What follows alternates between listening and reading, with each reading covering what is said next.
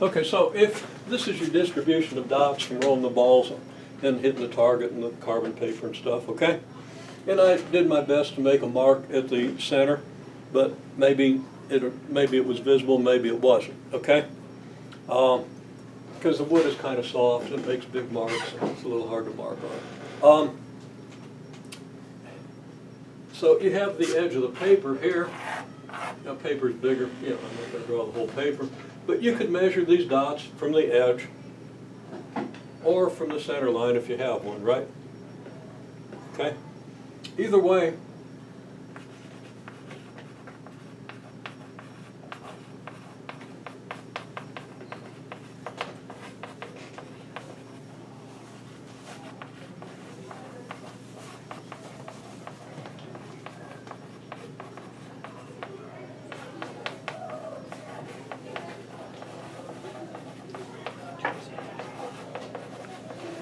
you can do that. You can find the mean and standard deviation of the positions very easily. Okay, there are about 30 of them, so I'm probably not going to ask you to do that by hand, although on the test I'll probably give you, 5 or 6 numbers until you find the mean and standard deviation and do things with them, right? Okay? But if there are 30 of them, which is approximately what most people have, if you were able to see all the dots, you take those measurements, put them into Excel. Okay, there's even a mean standard deviation button, but I don't want you to use it because I want you to remember what mean and standard deviation are. So pretty easy, you just add them all up, right? And there is a summation button, which I would permit because I think you can figure out how to add them up. Then you can do a column for the deviations, column for the squared deviations. Use the summation button to add up the squared deviations. And then do the square root. Very easy to do that with Excel. Okay? Probably first thing we'll do when we go over to the lab. Just do a mean standard deviation. Just set it up columns. Okay? So anyhow, and you could do it by hand. Everybody knows you find the mean, find the deviations, and by the time you get to the deviations are going to be the same whether you measure from this edge, the center, or any random point, right? Your deviations are all going to be the same, and your mean is still going to tell you where kind of the middle of the distribution is, right? And once you know that, if you know where the target actually was, you can see whether you were a little to the right or a little to the left of the target, right? On the average. Now on 30 trials, under those circumstances, everybody's brain is wired a little differently. And what was discovered back when people were doing really accurate, back in the 1700s, when people were doing very accurate astronomical measurements. They had really good telescopes. I mean, we have better ones now, but they didn't have computers, so they had to write a lot of stuff down. Okay, but they had really good telescopes, and they were able to work out the orbits of planets with great accuracy. And even in primitive cultures,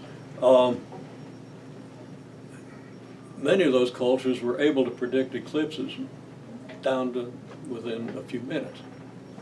Okay? Of course, they didn't do time in minutes. So they were at least able to tell you on what day it would occur, early in the day or late in the day, just by observing where the moon is, different times, and shadows and stuff like that. They did really sophisticated stuff. Okay? So by the 1700s, they were doing great astronomical measurements, and what they discovered, and I hope I'm telling this correctly, but this is my impression of it, I haven't researched it. But what they discovered was that every observer tended to go a little bit to the right or a little bit to the left when they were observing. Okay? And if you tried to compensate for it, it got worse.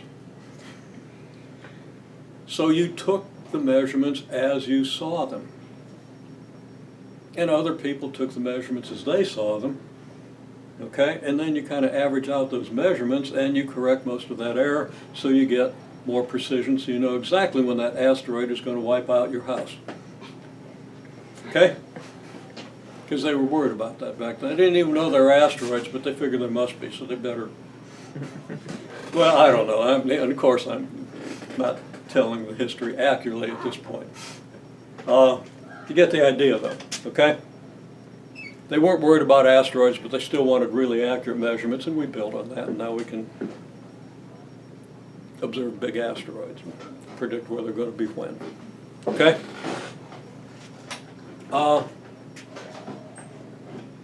Doesn't mean we know what to do about it if a big one's aimed at us.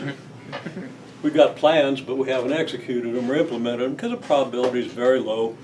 We don't want to spend our whole national budget protecting against something that's almost certainly not going to happen in our lifetimes, right?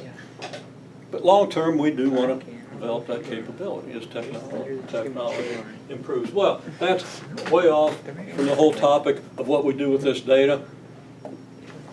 The point is that you have a tendency to go right or left, and there's nothing you can do about it. If you try to compensate for it, you're going to screw it up. Okay? So, you're going to screw it up worse than it is. So you just live with it and try to be as accurate as you can.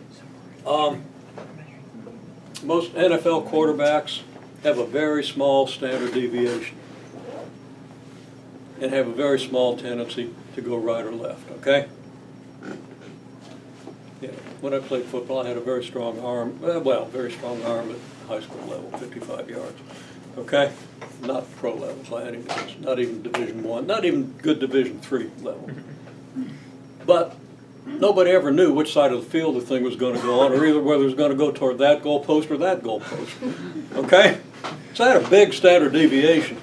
So while I had a strong arm, I was not a candidate as a good quarterback, okay? I was also slow and easy to tackle.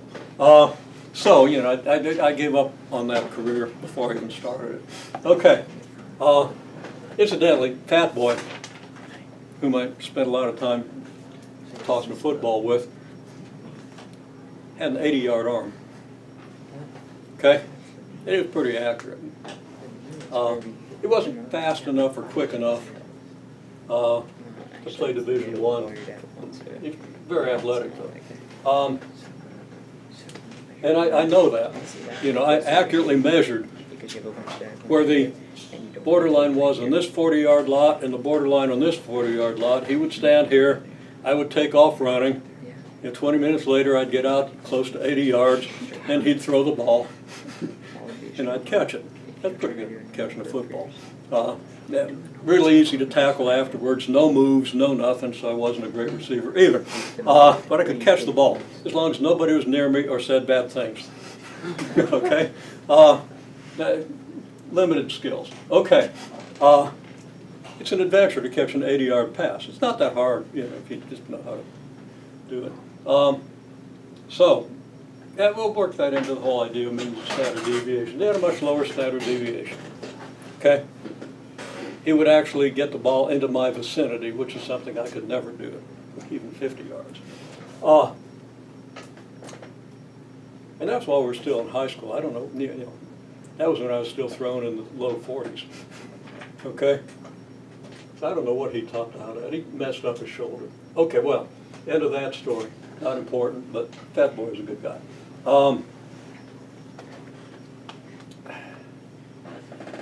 So back to this, we find the mean and standard deviation. So here is your mean.